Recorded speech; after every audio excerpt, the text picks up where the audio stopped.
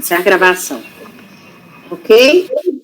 Então, retornando ao item 3 da pauta, que teve uma vista de mesa, a doutora Andréia alterou um pouquinho o voto para explicar que a tabela que ela inseriu no voto foi de todos os valores comprovados, mas que ela deu provimento nessa parte ao contribuinte no montante por ele pleiteado. Certo? Então, com isso, o resultado do julgamento fica acolher os embargos sem efeitos infringentes para esclarecer o erro de fato apontado. Não é isso? Ok. Votamos? Cleberson. Acompanho a relatora. Matheus. Eu também acompanho. Acho que ficou claro agora que a gente tem que estar limitado ao que foi pedido. Isso. Pinheiro? Acompanho. Aide? Acompanho. Rodrigo? Acompanho.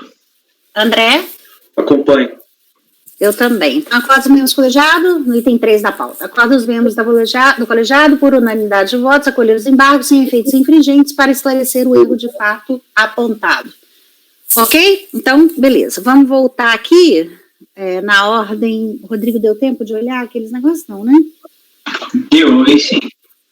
Deu? Então, vamos voltar nos seus, então. O que você tem a dizer? Para concluir, sim, mas dá para deduzir aqui. No de 2007, falando de 2007, era o que foi detectado aí as fontes, por causa da glose de medição. Ele tem 3 fontes. Aparece, na verdade, na declaração, 3 fontes.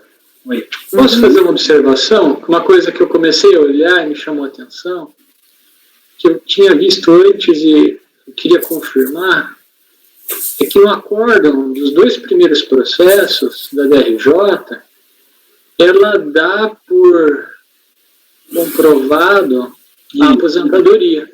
Isso, exatamente. Eles argumentam nesse sentido, mas levantam outro requisito cumulativo.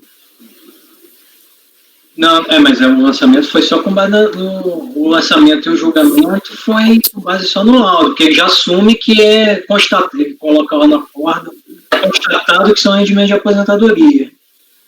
Nos 2 primeiros. Isso. O terceiro que nós estávamos julgando, não. Não, mas aí é isso que dá para ver, que os rendimentos, as fontes são as mesmas. Aqui. Se a gente for no 2007, a declaração da folha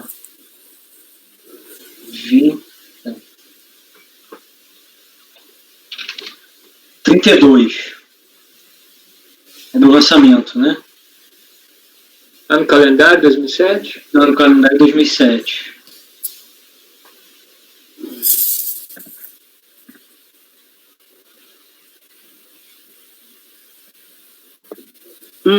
Tem 3 fontes aí: São Paulo Previdência, São Paulo Governo do Estado e Procuradoria-Geral do Estado. Dá para ver que esse São Paulo SPPrev e São Paulo Governo do Estado é a mesma coisa por causa da observação da folha 48. Nós estamos no final 12,89, né? Isso. 12,89, isso.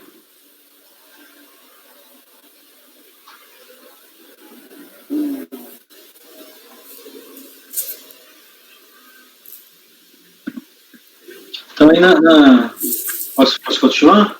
Pode. Então aí na folha 48 tem um comprovante de rendimento que é da SPPrev.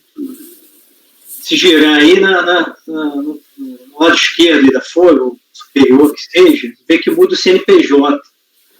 Ó, de janeiro a setembro é um CNPJ, e de outubro a dezembro é outro CNPJ. Na verdade, é a mesma fonte, é o mesmo rendimento, com CNPJs distintos. E aí, o que que daria indicação de que é de aposentadoria é o endereçamento. Esse mesmo documento. Tem nativos desse 5 Sorocaba. Por que ele não, tanto nem nesse e no outro da Procuradoria do Estado, ele não joga no rendimento isento? Porque ele só vai conseguir isenção da fonte lá em 2011.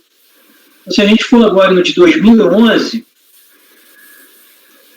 que é o final 2013-83,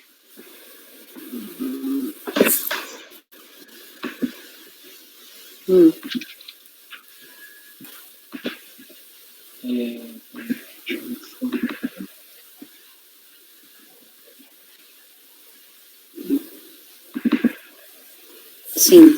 Dá para ver na DIRF, que está na folha, é 48 e 49, né? 48 e 47. Na verdade, a partir da 46. Uhum. Ó, 46 com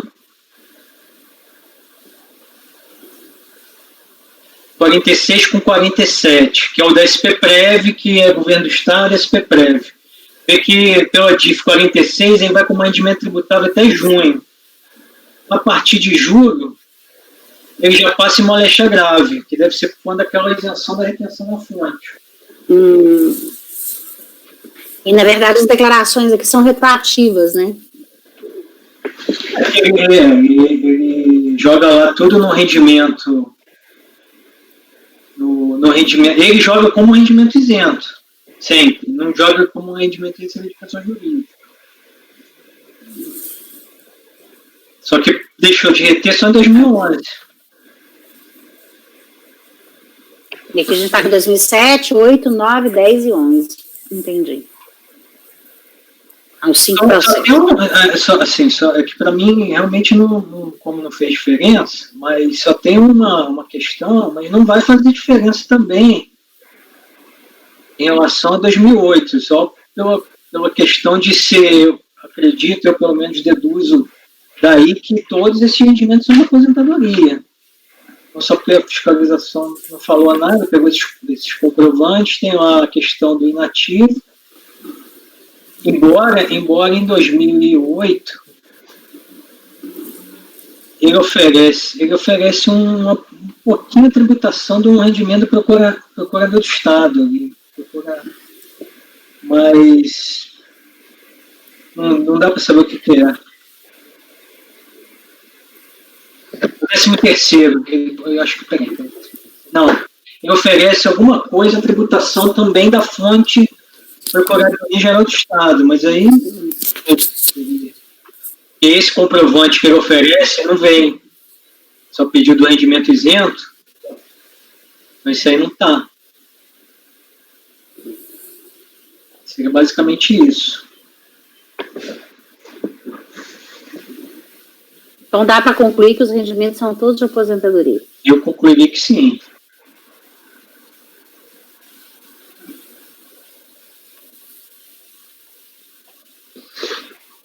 Eu posso fazer no vencimento essa observação. Fazer o quê? Vou fazer essa observação lá no... Eu vou aqui.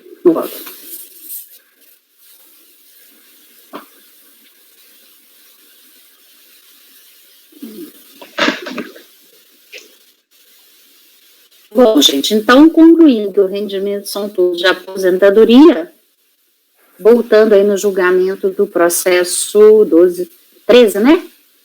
13? Alguém tem mais alguma observação? Então, o 2012, o 13 é o 2012-89, é o que a gente parou. Isso, é o 13. Parece que o André levantou a mão aí. Pode falar, André. Na verdade, sobre esses do Eurípides, né? Eu não estou entendendo essa outra fonte pagadora aqui, que está identificada como Procuradoria-Geral do Estado, que tem em todos os anos calendários aqui, né, esse rendimento da Procuradoria-Geral do Estado. que pelo que o Rodrigo falou, que eu entendi lá de 2007, o São Paulo Previdência e o outro CNPJ, que eu acho que era identificado como São Paulo, ambos os rendimentos eram de aposentadoria, né? Isso. Aí o comprovante, então, esses dois, que é o governo e o SPPrev, assim, o CNPJ é o mesmo, a mesma fonte. Então, é um considerar SPPrev e o outro é Procuradoria. No comprovante aí de 2007, na verdade, em todos os comprovantes de rendimentos que ele traz, aparece lá rendimento trabalho assalariado. Eu deduzo que é aposentadoria, porque, primeiro, que a aposentadoria que ele traz, o processo de aposentadoria, é da Procuradoria do Estado. Segundo, que lá em 2011, metade até ter a retenção, até ele ser isento da retenção na fonte, ele aparece na DIF como rendimento de trabalho assalariado. Então, apesar de estar no comprovante rendimento de trabalho assalariado, eu deduzo que a aposentadoria também. Porque a aposentadoria foi em 2003, a isenção da retenção foi em 2011. E nesse ano de 2011, a fonte troca de assalariado para moléstia grave. Eu acho assim que eu fiz com ele.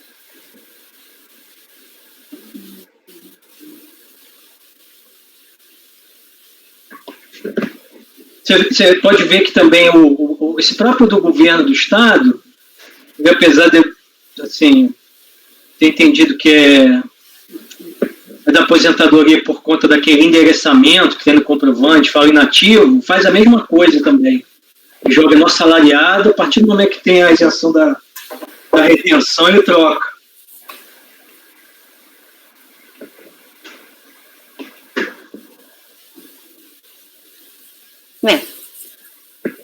Entendeu, André? Entendi. Podemos votar, então, pessoal? Kleber. O item 3 da pauta. Item 13. Uhum. Então, o relator, ele vota para negar provimento e o conhecimento é total, não é isso, doutor? É, conhecimento total. Tá. Ele nega porque ele entendeu, não é por causa do que o meu rendimento não é de aposentadoria, porque ele entendeu que não tem a isenção, né, a moléstia grave. Certo. Mas ele reconheceu no voto que os rendimentos são de aposentadoria, não é isso, Rodrigo? Vou colocar no voto. Tá. Então, eu vou divergir para dar provimento. Que é o mesmo resultado do julgamento anterior, pessoal? Ou alguém tem alguma divergência? No caso, só, presidente, é porque esse aqui tem uma despesa com alimentos aí, né? a despesa com alimentos, né? Então, mas a diferença com pensão, né? Despesa médica, aumentando.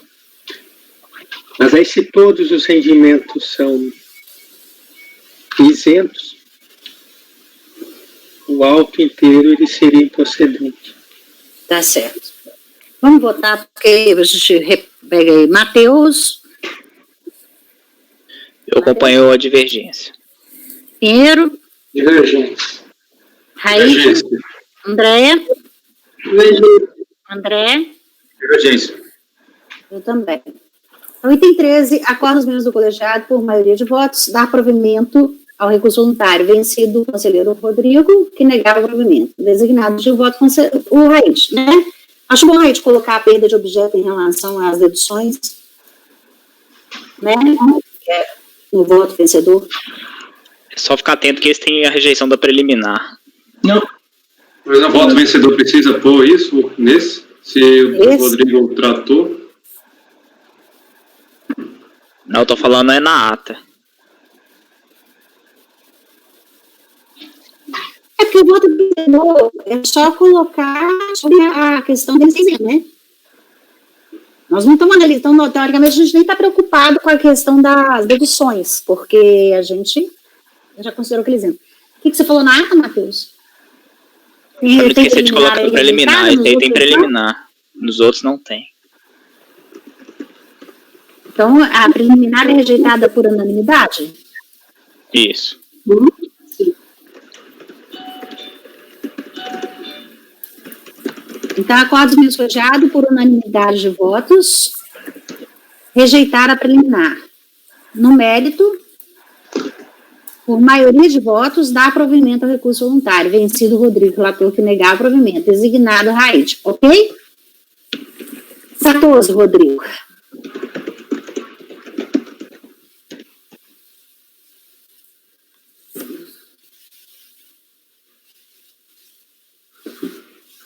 Rodrigo?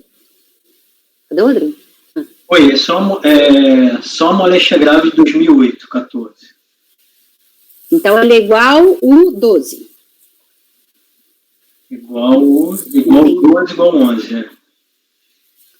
Tá certo. E o 15? Então, 15 acaba sendo igual, de certa forma, igual ao 13, porque ele tem a dedução indevida de pensão alimentícia e despesa médica. E tem preliminar? O que está mudando do resultado final da ata do 12 para 13 é só a questão da preliminar. Aqui tem muito pensamento de defesa. Tem a diligência, então, e tem também a parte daquela legitimidade ativa da União, que aí ele realmente trouxe na impugnação, eu acabo tratando e não colhendo a argumentação. Se quiser, Mas isso em todos ou só no 13 e 14? Não.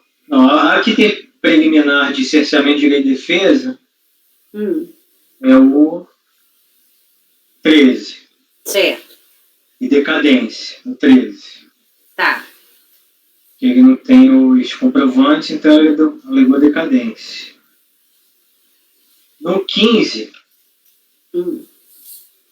a preliminar é porque ele pede diligência.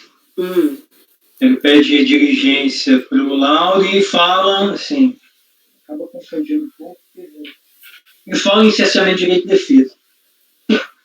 Seria muito Então, o resultado do 15 é igual ao do 13. O resultado 15 é igual ao do 13. Porque... Tá, e 11, 12 e 14 também são iguais, que não tratam da preliminar. Isso. Ok. Então, pronto. Obrigada. Raíde, você ficou como voto vencedor em todos, a matéria é a mesma, tá? Pois bem, então 16 é da Andréia.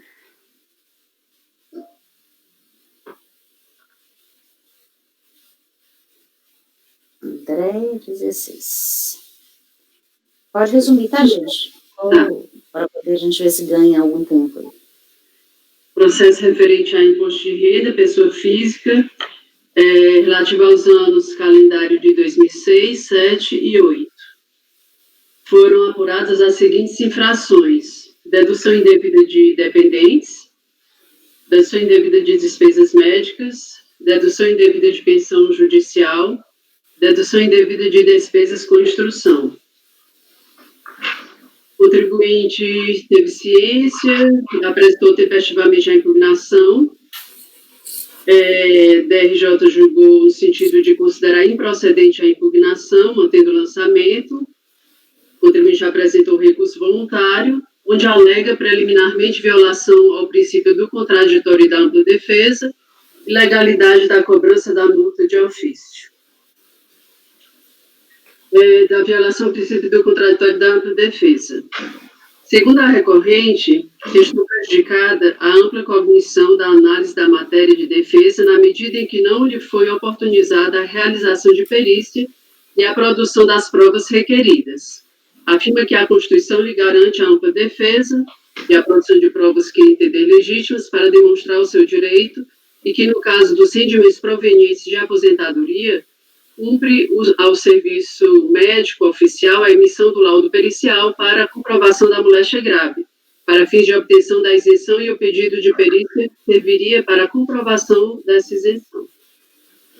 Inicialmente, cabe ressaltar que o lançamento se refere a deduções indevidas de dependência, despesas médicas, pensão judicial e despesas de construção relativa aos anos calendário de 2006 a 2008, o que não foi questionado pelo contribuinte. No entanto, o que diz respeito à isenção alegada pela contribuinte, pelo fato de ser aposentada e ter moléstia grave, o CAF aditou as súmulas 43 e 63, acerca da matéria, que eu cito aqui, e digo o seguinte: analisando a questão da isenção alegada, verifica-se que ao beneficiário recai o ônus de comprovar o cumprimento dos requisitos legais para a sua fruição, serem os rendimentos percebidos por portador de moléstia grave, provenientes de aposentadoria, reforma, reserva ou pensão, se a moléstia grave é devidamente comprovada por laudo pericial emitido por Serviço Médico Oficial da União dos Estados, Distrito Federal e dos municípios. Portanto, incabível o pedido de realização de perícia para comprovar a existência da moléstia.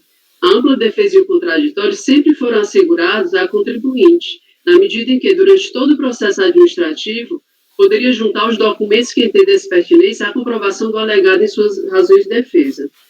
Concursando os autos, constata-se que a contribuinte comprovou que os rendimentos são oriundos de aposentadoria, entretanto, não junta aos autos o laudo oficial que comprove a existência de moléstia grave à época dos fatos geradores, razão por que não procede a alegação da apostolante.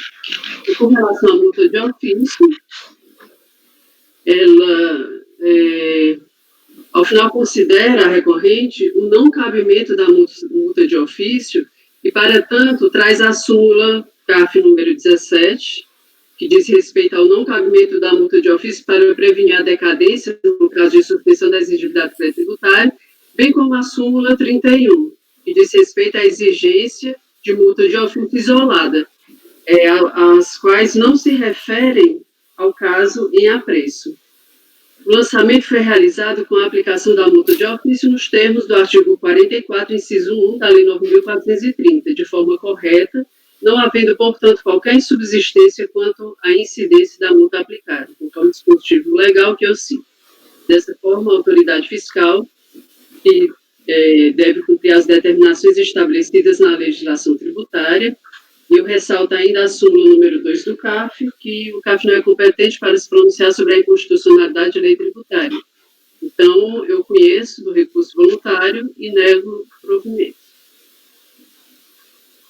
Alguém tem alguma pergunta?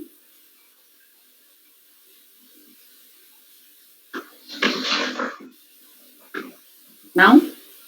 Então, votamos. Cleberson. Acompanhe a relatora. Matheus. Acompanha a relatora. Acompanhe. Pinheiro. Raide. Acompanho. Rodrigo. Acompanho. Andréia. Desculpa, André. E eu também. Então, item 16, tem uma preliminar aí, né, André? Rejeitar a preliminar e no mérito negar a pergunta do recurso voluntário, certo? Ok. Pois bem, beleza. Na sequência, 17 e 18 foram retirados de pauta. Item 19, Matheus. Sônia Regina Pavão. Bom, item 19, Sônia Regina Pavão. Esse é um processo que ele está retornando de diligência em razão de alegação de erro na DIRF, né, a fonte pagadora. A alegação da recorrente é que a fonte pagadora ela teria se equivocado no preenchimento da DIRF e que no momento, naquela época, a recorrente ela não estava exercendo a atividade remunerada frente a essa órbita serviços de informações comerciais, que seria a fonte pagadora, por estar afastada, certo? E aí, houve a intimação para que a fonte pagadora esclarecesse os fatos. O Banco Itaú é a empresa sucessora da órbita aos serviços de informações, que é a fonte pagadora, e o Banco Itaú CAD respondeu essa diligência que foi solicitada em razão da DIF de 2006. Em resposta, eu coloco aqui na página 6 do voto, né?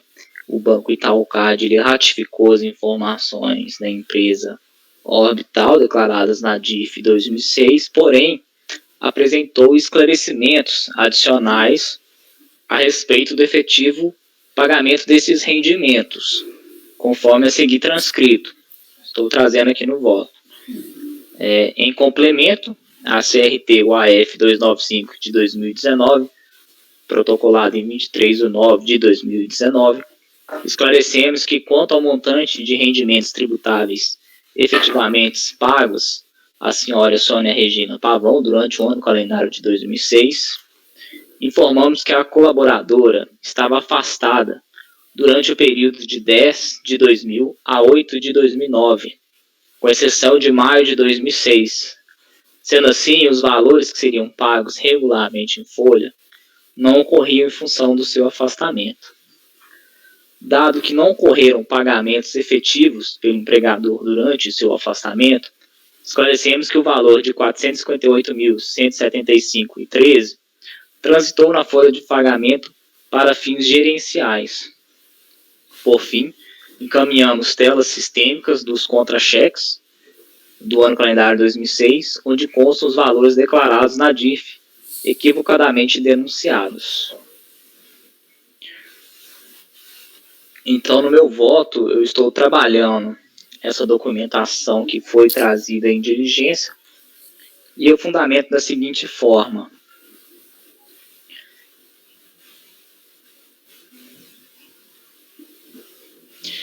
Conforme também se extrai do relatório fiscal, o exame da cópia dos contra-cheques encaminhados aponta valor líquido a pagar igual a zero nos meses de janeiro, abril, junho, julho, setembro a dezembro de 2006 e observa-se indicação da data de afastamento 17/10/2000 nos contra-cheques de janeiro a abril de 2006 e da data de afastamento 19/5/2006 nos contra-cheques de junho a dezembro de 2006. Os contra-cheques dos meses de maio e agosto de 2006 apontam valor líquido a pagar de R$ 522,03 e de R$ 42,06, respectivamente. As informações prestadas no relatório fiscal foram encaminhadas ao contribuinte para a ciência, que se manifestou nos autos por meio da petição de folhas 272 e 274, pugnando pelo cancelamento do crédito tributário ante a demonstração de que não omitiu receitas que teriam sido auferidas. Pois bem, o artigo 1º da Lei 7.713, de 22 de dezembro de 88, determina que os rendimentos e ganhos de capital percebidos por pessoas físicas, residentes ou domiciliados no Brasil devem ser tributados pelo imposto de renda na forma de legislação vigente. A DIF é uma declaração regulamentar que permite a administração tributária, a partir das informações prestadas pelas pessoas jurídicas pagadoras de rendimentos tributáveis às pessoas físicas, aferir a exatidão das declarações de ajuste por essas apresentadas. Essas informações elas são prestadas pelas fontes pagadoras, que em princípio são neutras quanto à relação tributária que se estabelece entre as pessoas físicas e o fisco, além de submeterem as penas da lei no que se refere à sua veracidade, bem como se responsabilizam pelo recolhimento do imposto declarado como retido. Por essas razões, a DIF é um documento idôneo para o fim de comprovação dos valores, pois apresenta uma presunção de veracidade. Assim, uma vez contratada a omissão de rendimentos decorrentes de informações prestadas pelas fontes pagadoras, através da DIF, cabe ao sujeito passivo, detectando o erro na informação prestada, comunicar a ocorrência, para que essa retifique a DIF que dê origem ao lançamento da omissão de rendimentos. Nesse sentido, ao contrário do que entendeu o julgador de piso, reputo que os novos documentos acostados aos autos, em sede de conversão do julgamento em diligência, fazem prova cabal dos fatos alegados pela contribuinte, especialmente quanto à informação incorreta dos valores pagos pela empresa orbital à recorrente. Da análise dos documentos, é possível verificar que procede informação da recorrente, no sentido de que não recebeu quantia de R$ 458.175,13, sendo que o Banco Itaú Card esclareceu que os referidos valores transitaram na folha de pagamento apenas para os fins gerenciais, o que originou a incorreção da DIF transmitida. Ademais, conforme noticiado pelo banco, a senhora Sônia Regina Pavão estava afastada durante o período de 10 de 2000 a 8 de 2009, com exceção de maio de 2006, sendo que os valores que seriam pagos regularmente em folha não ocorreram em função do seu afastamento. e ainda entendo sequer possível confiar na informação constante nos contra-cheques dos meses de maio e agosto de 2006, que apontam um valor líquido a pagar de R$ 522,03 e de R$ 42,06, respectivamente, isso porque não há prova da transferência dos valores para a conta corrente da recorrente. Assim, não vislumbro a ocorrência da omissão de rendimentos e entendo que o lançamento deve ser cancelado. Ante o exposto, eu voto por conhecer do recurso voluntário para, no mérito, dar-lhe provimento a fim de declarar a improcedência do lançamento. Então, o que tem nos autos aqui é que o banco, ele em complemento da diligência, ele informa que se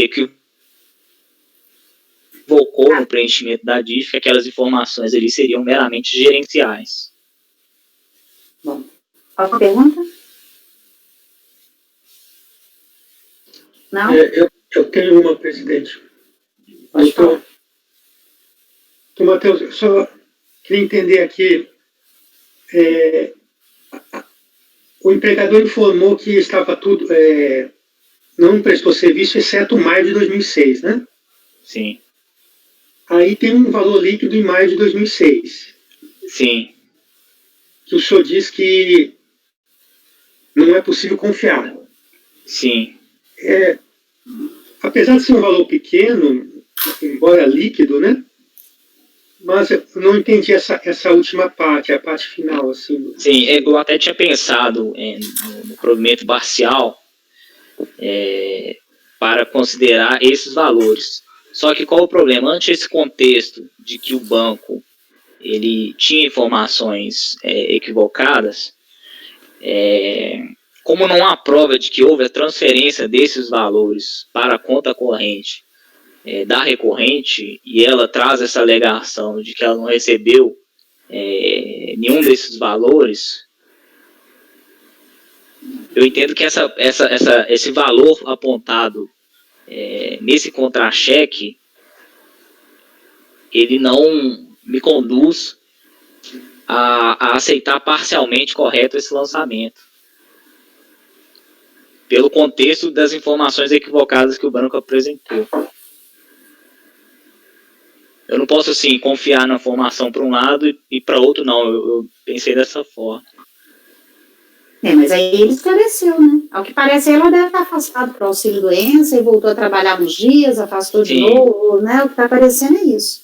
Aí tem um valor pequeno que está no contra-cheque, mas não tem prova desse efetivo recebimento. Mas o contra-cheque não é da época? Sim, contra-cheque da época, que o banco juntou aqui nos autos. Isso, e o banco hoje vem e confirma o que aconteceu na época. Isso. E aí ele traz um valor lá que aqueles documentos estão corretos, que aqueles documentos representam a realidade. Então, essa declaração do banco, ela não tem que ser tratada de uma forma única? Uhum. Eu entendi assim. A prova não tem que ser única? Sim, mas assim, todo um contexto aqui de erro do banco, ele assume que ele tinha esses valores para fins gerenciais. Então eu fiquei na dúvida em relação a esses valores. Por que eu deveria confiar também nesses valores que estão lá no contra-cheque? Porque estão no contra-cheque. Porque são valores pequenos aqui, 522 e 42. Deve corresponder a dias de trabalho. Ela deve ter voltado a dias de trabalho e pediu o afastamento de novo. Eu acho que o mais prudente aí seria uma procedência parcial, mantendo só esses valores aí que constam nos contra-cheques, não? Sim, a gente pode... Porque acho que nesse aí a gente não tem prova que efetivamente o banco reafirma que tem isso. Eu deveria confiar nessa informação aqui. Né? Se entender que é suficiente essa informação que o banco está prestando aqui, eu acho que eu não vejo problemas. Não, eu acho que a gente tem que entender, senão a gente não vai derrubar tudo. Porque amarra com o contra-cheque da época. Aonde isso aqui? Talvez isso aí não vai dar rendimento para ela, não vai mudar a vida dela. Não, acho que assim, em termos de expressão monetária é pequeno, mas mais a respeito do entendimento aqui de eu confiar nessa informação que está lá no contra-cheque, né? Dentro desse contexto de que o banco, na verdade, se equivocou nessas informações. Ele equivocou na DIRF, mas se eles juntam os contra-cheques, a gente amarra o resultado do julgamento aos contra-cheques apresentados pelo banco. Não é mais prudente? O que você acha, Matheus? Acho que sim. Então seria provimento parcial para excluir, para manter apenas somar os dois valores aí, 564,9? 564,9, isso mesmo. Mas, doutor Matheus, são valores líquidos. Ah, isso é líquido. Não é base de cálculo.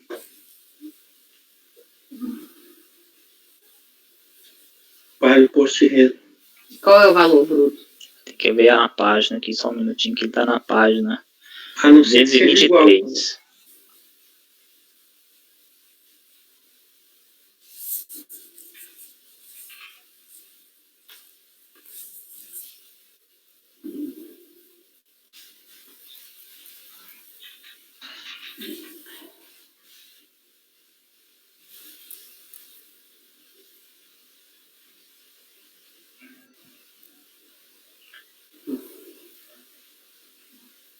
Bom, aí tem salário, 1.698,85.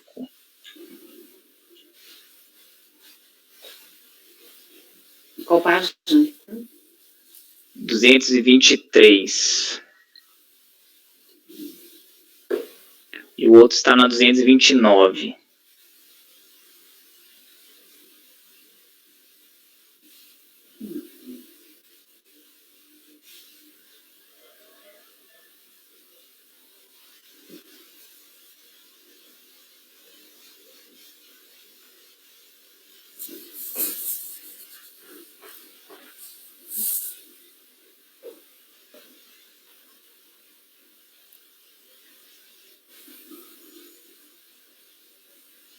Aí a base para o imposto de renda foi 1.389,89.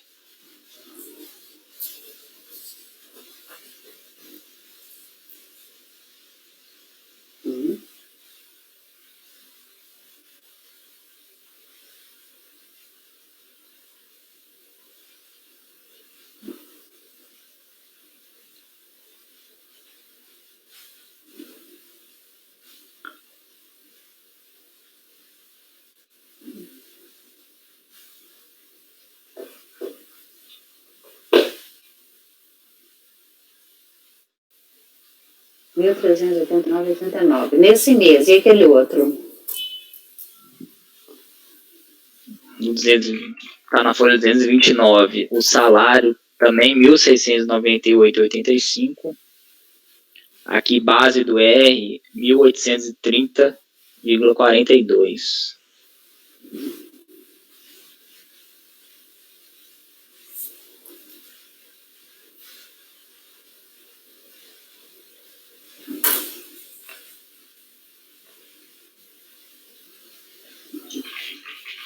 Mas se a gente olhar esses contra-cheques aí, todos os meses tem valor base para IR. Por que ele afirma que foi receber valores só nos outros dois?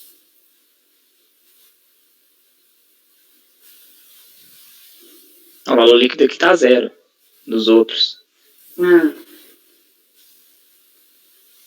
o líquido está zerado, mas ele coloca lá a base do IR. Sim, mas é o que o banco fala, né? Ele colocou para fins gerenciais. Entendeu? Por isso que eu fiquei na dúvida, inclusive, nessa informação que está no contra-cheque aqui. É porque se você for olhar, IR, é o mesmo valor do IR retido. Entendi. Em maio. Em abril. Que valor maluco que ele arrumou aí.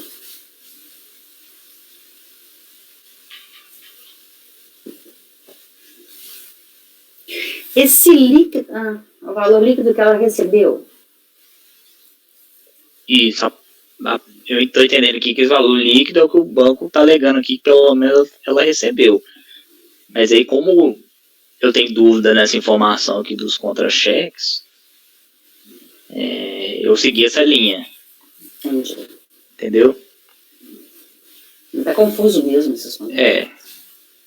Me parece que isso tudo aqui é gerencial, então eu tenho dúvida efetivamente se ela teria recebido esse valor aqui, né? Mesmo que seja líquido.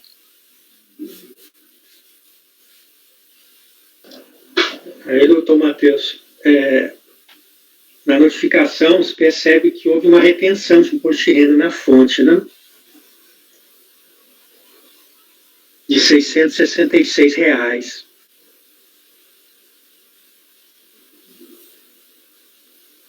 Poderia estar condizente com esse mês ou 2, né? É valor pequeno, sim. A fiscalização ela lançou uma omissão de 458 mil e um imposto de renda retido na fonte de R$666, né? Isso. Agora, se termos práticos, né? Se a omissão não for mais que 3 mil, na verdade, vai estar no limite de isenção, né? Esse ano aí? Me parece aqui. Mas isso já partindo para uma visão prática aqui do resultado, né? Uhum. Mas pode partir, não tem problema não. Porque daria isenção do mesmo jeito, né? Ela não faria diferença. Só que eu reforço, eu levantei o ponto para o doutor Matheus, porque pelo que eu percebi também, doutor Pinheiro, eu achei incoerente o seu raciocínio em aceitar como verdade uma parte e uma outra não, né, da fonte pagadora. Me parece mais coerente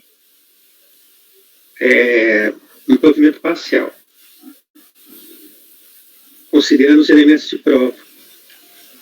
Uhum.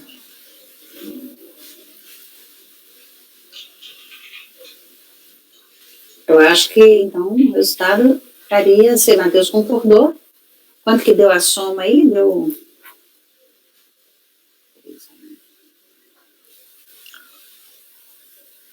R$3.220,31. 3.220,31. Aí foi 1.805,05, é isso? Não, 1.389,89. 1.389,89 base R, isso.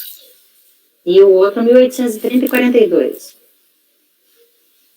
No outro mês. 2029, 1.830,42. 1.830,42. Então. Eu fiz a conta aqui na mão, mas deixa eu fazer aqui. 3.220,31, certinho. Então, seria no caso, dá para passar o recurso. Eu vou colocar para manter no lançamento, né? Para manter. Nós temos que falar quanto nós vamos excluir, né?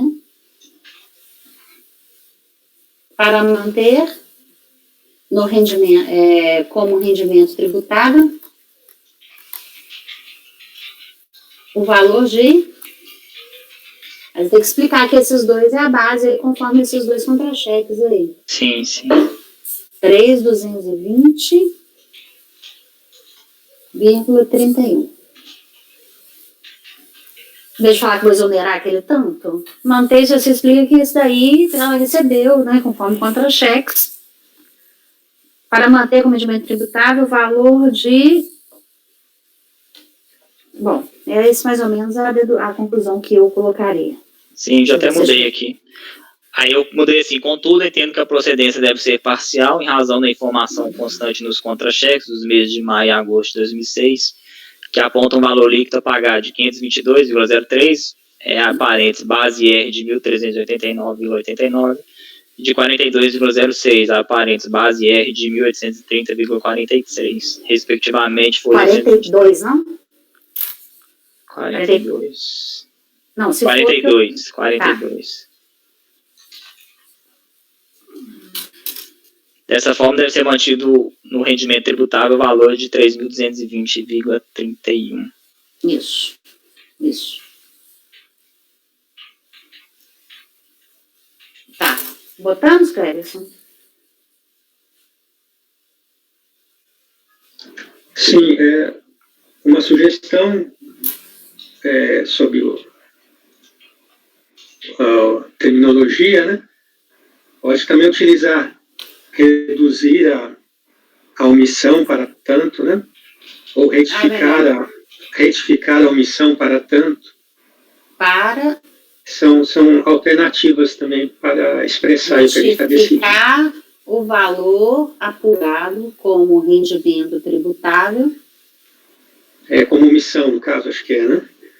Missão de Justificar rendimento. o valor apurado como omissão de rendimentos,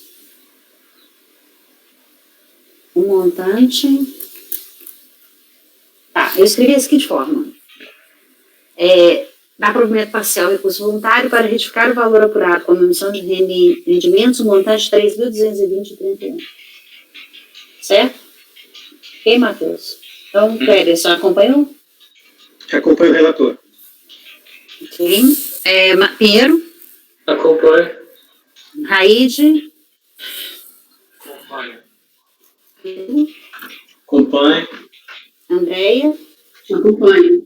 André? Acompanho. Eu também. Então, por unanimidade de votos, dá provimento parcial recurso voluntário para retificar o valor apurado como emissão de rendimentos. Para retificar o valor apurado como omissão de rendimentos para 20,31. Isso. Para retificar o valor apurado como omissão de rendimentos. Perfeito, beleza. Perfeito. Próximo. Item 20, Rodrigo, contribuinte Nasser Ibrahim.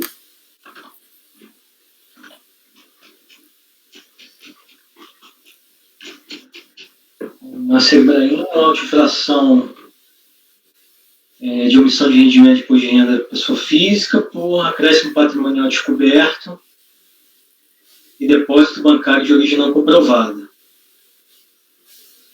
Fiscalização, basicamente, ela constatou acréscimo patrimonial descoberto por uma integralização de capital em empresa denominada Acumuladores Ajax, no valor de 856.859, e também depósitos bancários de origem não comprovada, os meses de julho a setembro de 2000.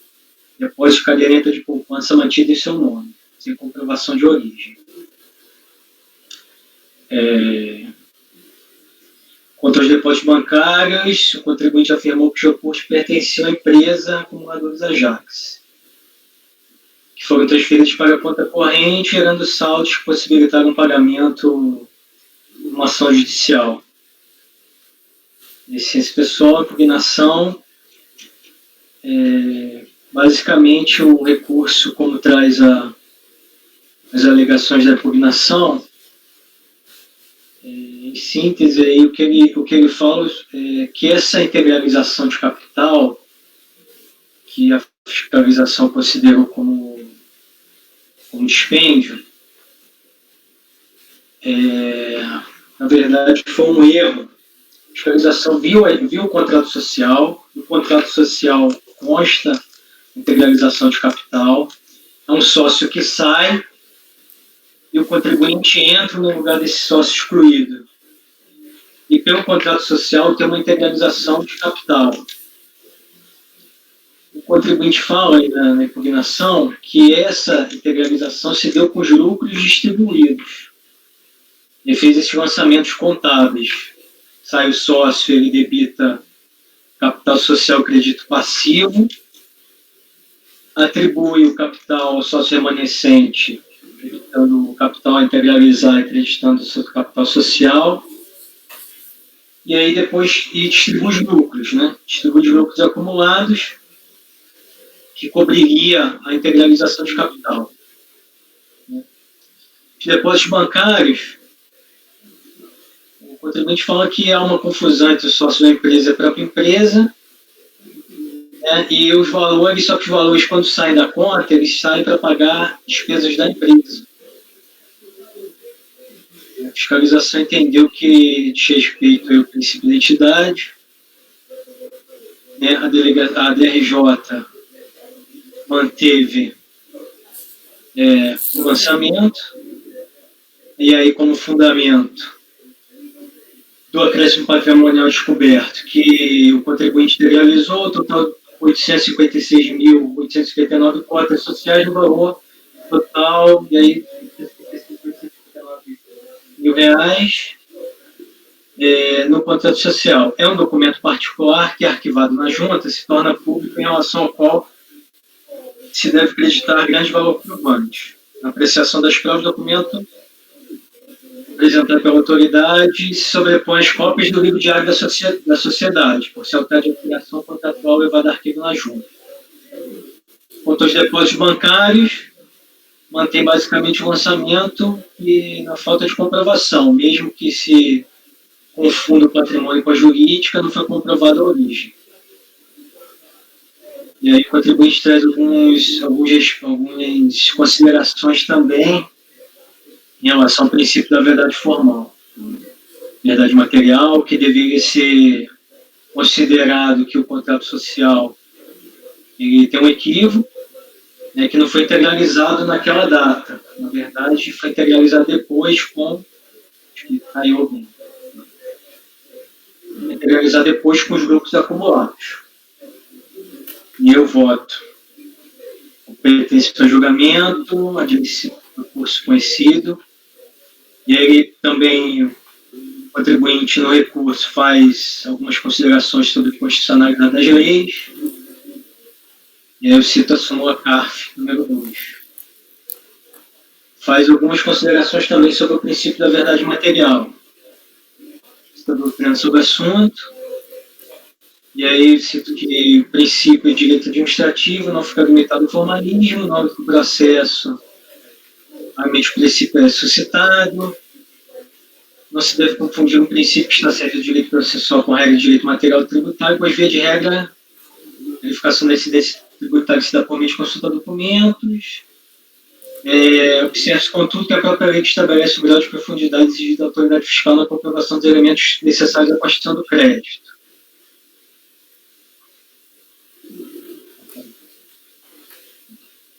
Esses elementos podem ser obtidos pela apuração da real natureza jurídica dos genotes realizados pelos contribuintes. Então, o fato de não ser preciso que o fisco apure todas as ocorrências do mundo real para descobrir a verdade material não impede que, a partir dos documentos, a este seja dado correto enquadramento à luz da legislação tributária. À vista disso, no acréscimo patrimonial descoberto, a comprovação exigida do fisco é da existência de acréscimos patrimoniais sem correspondência nos rendimentos declarados. Comprovado o acréscimo patrimonial, por meio do registro de recursos de receber dispêndios, a este compete fazer prova de que tal acréscimo tem lastro em rendimentos tributados isentos ou não tributáveis. E quanto aos depósitos bancários, novamente, é o contribuinte que compete onde da prova. A fiscalização compete certificar o crédito em contas de depósito e investimento, intimar o contribuinte, né, que deve comprovar a origem dos depósitos. Agora, em relação ao acréscimo patrimonial descoberto, eu vou detalhar mais. A fiscalização informa que o contribuinte integralizou o capital na pessoa jurídica, acumuladores Ajax, doravante denominado Ajax, no valor de R$ 856 mil. No período, havia oferido rendimento somente R$ 10.400. O contribuinte alega que o aporte de capital teve origem de distribuição de lucros, porém a fiscalização por essa distribuição se deu posteriormente à integralização. Logo, a autoridade fiscal concluiu que a integralização de capital se deu com recursos não declarados. De fato, da alteração do contrato social consta que o sócio nasce do contribuinte, subscreve e integraliza no ato em moeda corrente do país o valor referente às cotas do sócio excluídos. No entanto, a distribuição de lucros, conforme DPJ, ocorre apenas no quarto trimestre de 99. A argumentação do direito passivo é de que teria havido um erro na alteração do contrato social. O capital social teria sido somente subscrito em maio de 99, com a integralização ocorrendo somente em novembro de 99. Os lançamentos contábeis refletiam que efetivamente ocorreu da seguinte forma. Então, em junho, ele debita o capital social, o crédito é o passivo, com sócio minoritário excluído. Na mesma data, subscreve o capital, mas deixa integralizar. E aí, em novembro, ele distribui os lucros acumulados e acredita aí para não existir a longo prazo com ele, né? Paga os lucros distribuídos em dezembro, contra a caixa, e aí também em dezembro integraliza, aquele capital que estava integralizado vai a débito de caixa. Apresenta cópias do livro de hábitos. A análise da documentação dos autos revela que realmente não houve comprovação da transferência de numerário à pessoa jurídica, por conta de integralização de capital feita pelo contribuinte. Ainda assim, isso não impede a ocorrência do acréscimo patrimonial. Isso porque se verifica da petição inicial da ação de apuração de haveres, datada de 18 de julho de 99, que o então sócio Adalberto Mansano foi excluído da revelia da JAC sem o reconhecimento por parte da empresa dos exatos valores a que tinha direito. Assinale-se que na alteração do contrato social consta que os haveres do sócio excluído serão apurados em balanço especial de determinação, especialmente elaborado para este fim. Dessa forma, depreende-se que o sócio remanescente não reconhecia a liquidez da dívida, não sendo possível a determinação de valores. Tanto é que foi necessário ao sócio excluído apelar para a via judicial. Apenas com a homologação do Código Judicial em agosto de 2000, houve reconhecimento dos valores a serem pagos, razão pela qual foram emitidas notas promissórias ao Adalberto Mansano. Quer dizer, portanto, que o objeto passivo nos valores contabilizados só se deu com acordo. Em 8/6/99, deveria ter sido contabilizada a constituição de provisão em contrapartida do resultado.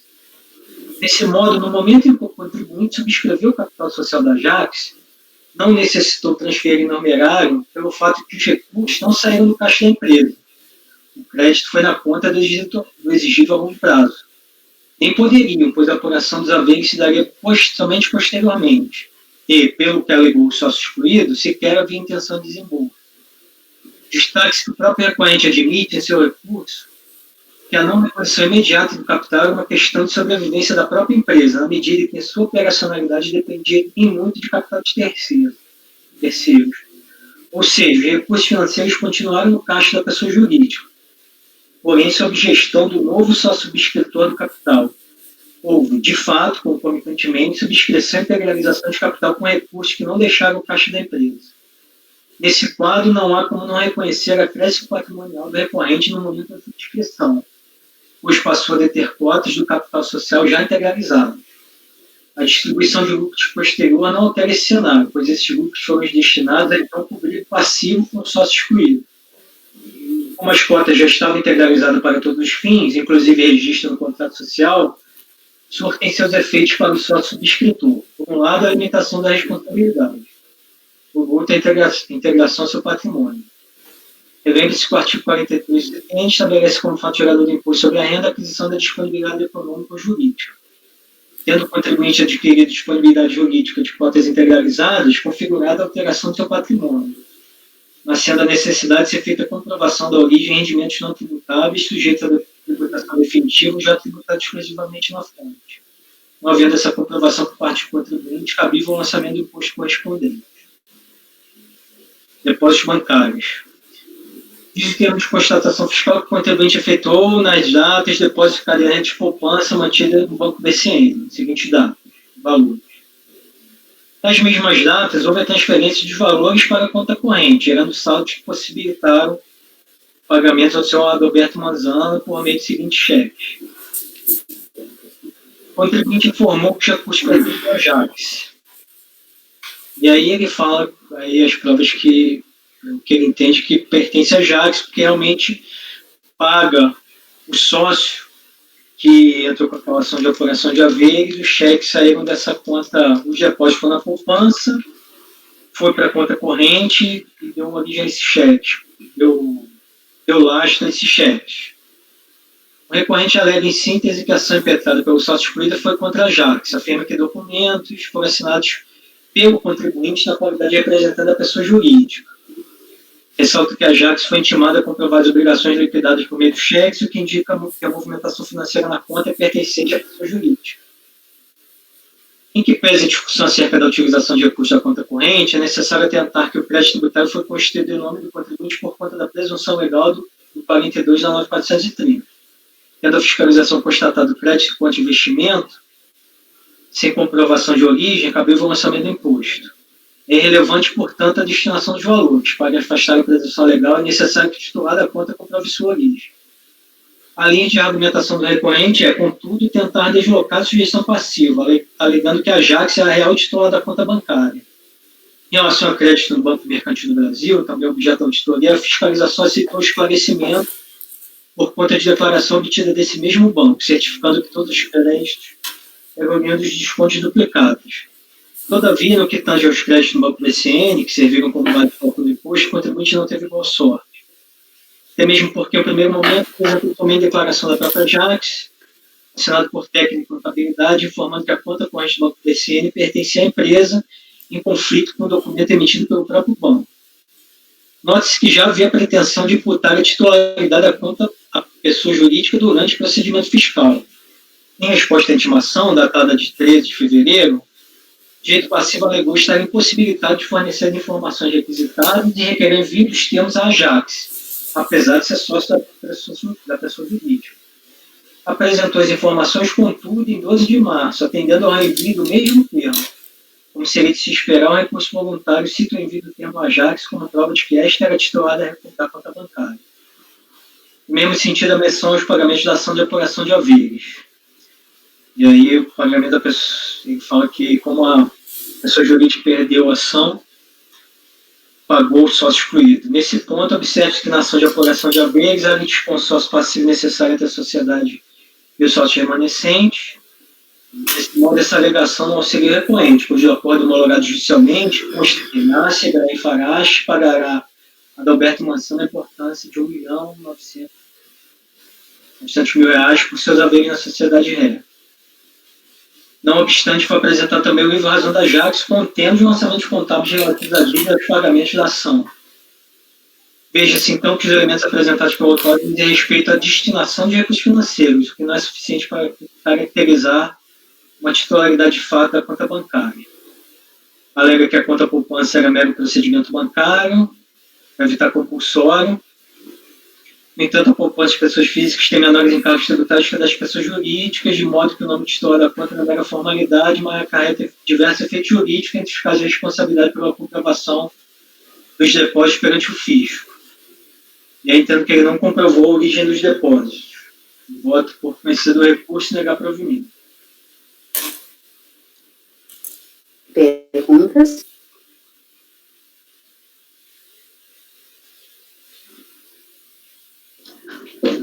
Doutor Rodrigo, no caso do acréscimo patrimonial a descoberto, o lançamento foi como origem ou aplicação? Perdão? Foi como origem ou aplicação? Foi como aplicação. Foi como aplicação?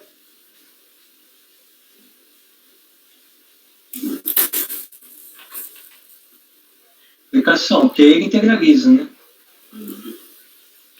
Ele só tinha recebido 10 mil no ano e desembolsou em 850 mil. Aí ele diz que a origem está no lucro acumulado.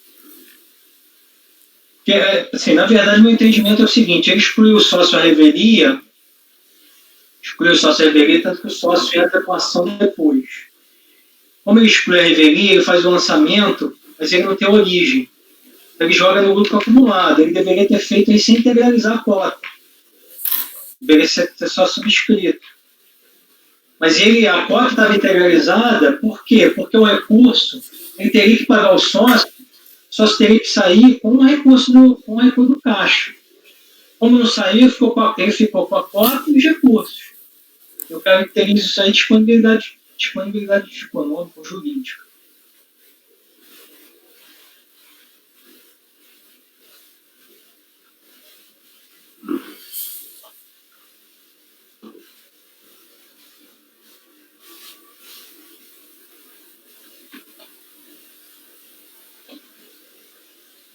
Mais alguma pergunta? Cléves? Observando aí, o acordo da DRJ foi mais na linha do contrato social, porque lá consta a integralização, então ele considera integralizado pelo sócio, então lá que ele integraliza.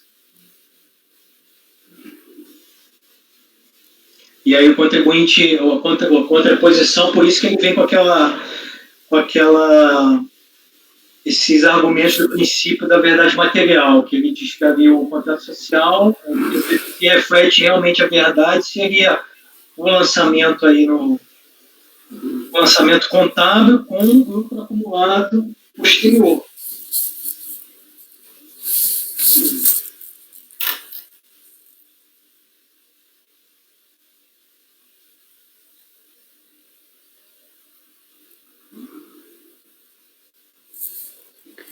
Aham.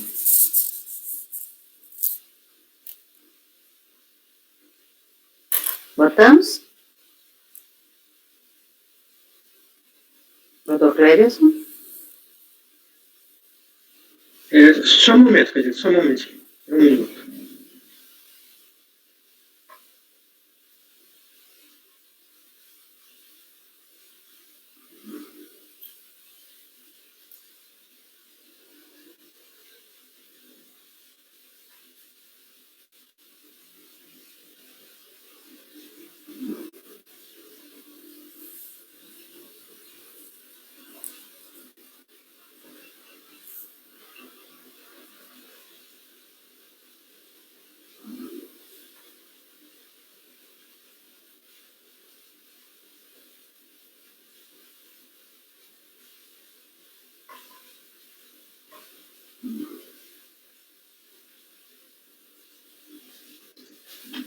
Da minha parte, podemos prosseguir.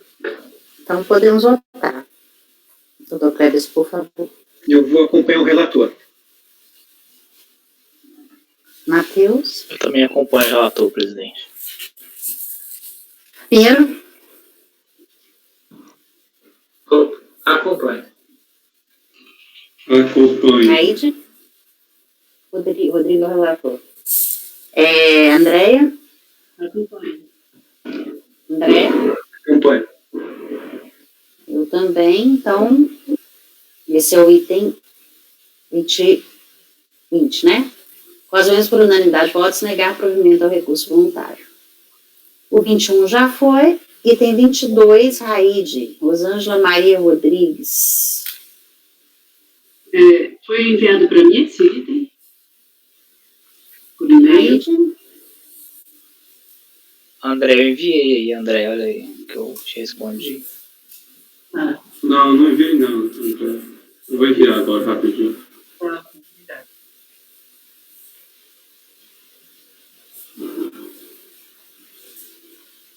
Uhum. 2 minutos enquanto o Raide envia, tá? Vamos parar um pouquinho. Parar um pouquinho a gravação. Interrompendo a gravação.